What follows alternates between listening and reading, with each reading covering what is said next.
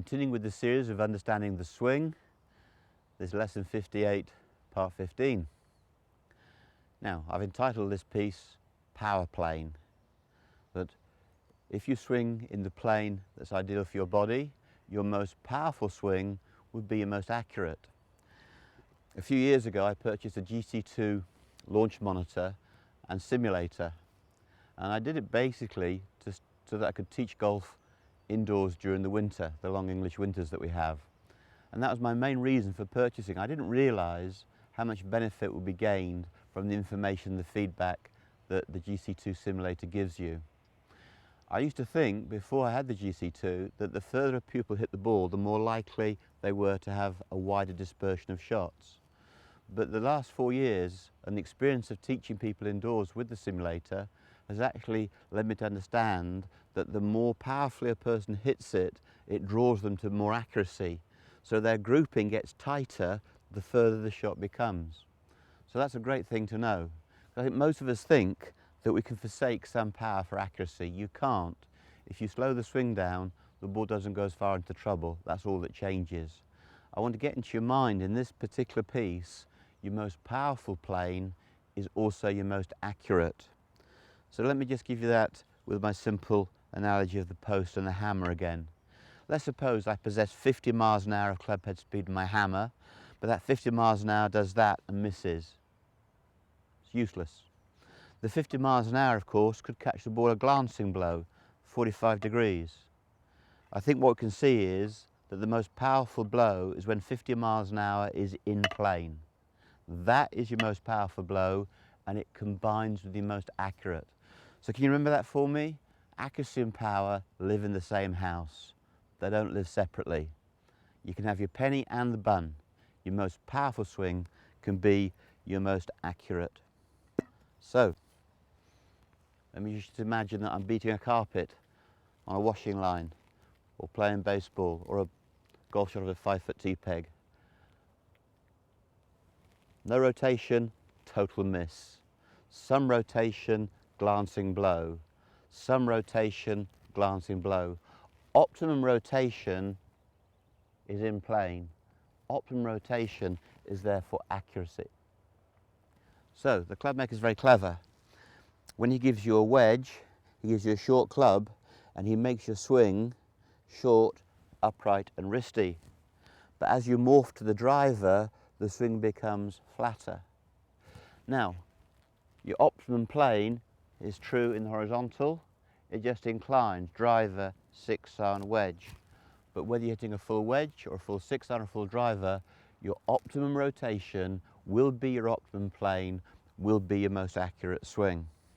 So, when the club maker gives you a 45-inch driver, he's giving you a club that makes you swing longer on a flatter plane with more forearm rotation and less wrist hinge. Now that's all done for you. Okay. Now, when a 6-foot male hits a driver, the club head travels from the ball to the top and returns to impact. It's a journey of over 40 feet. So the backswing journey is around 20 feet. That's how far the club head travels, around 20 feet. The shoulder turn is around 9 to 10 inches. Now don't worry about inches 2 through 8. They don't matter. If the first inch and the ninth inch are good, you're okay to go. So here we go. I set up, I turn the left shoulder to start the backswing, and the left shoulder hits the throat to complete the backswing. So here we go. Load the shoulder to the top, coil. There's my best shoulder turn. Now I can release.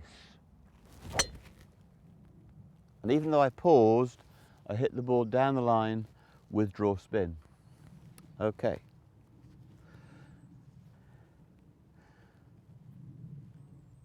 Now, one of the things we get told is that at this point, the club should be parallel with the shaft on the floor, with the target line, and toe in the air. All I can say is that it's complete and utter drivel. If a golf pro taught this and was a medical person, they'd be struck off, because if I stand up, that has nothing to do with the swing plane. Okay? If I swing in plane here and stop halfway, it's going to look like that with a driver. This is nonsense. And if halfway back is that for a driver, it's going to be that for a 6-iron and that for a wedge anyway. So don't ever talk about positions within the backswing, because it varies with every club and every shot. Even if it were true, the backswing needs to be a whole movement, not one that's broken down into pieces. So, shaft to right angle the target line, primary thought, load the shoulder to the throat, coil. Now I can release the club.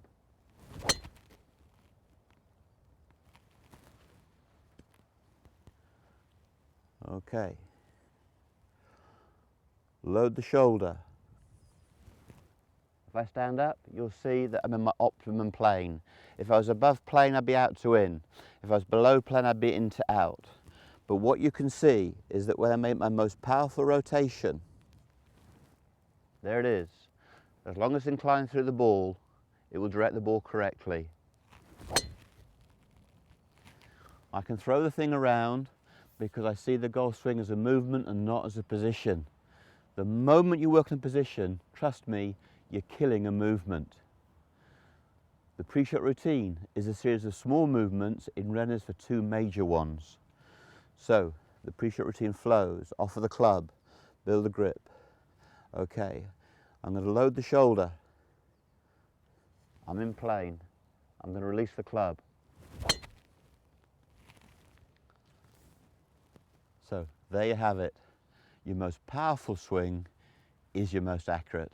I know you don't believe me, but one day you'll find out it's true.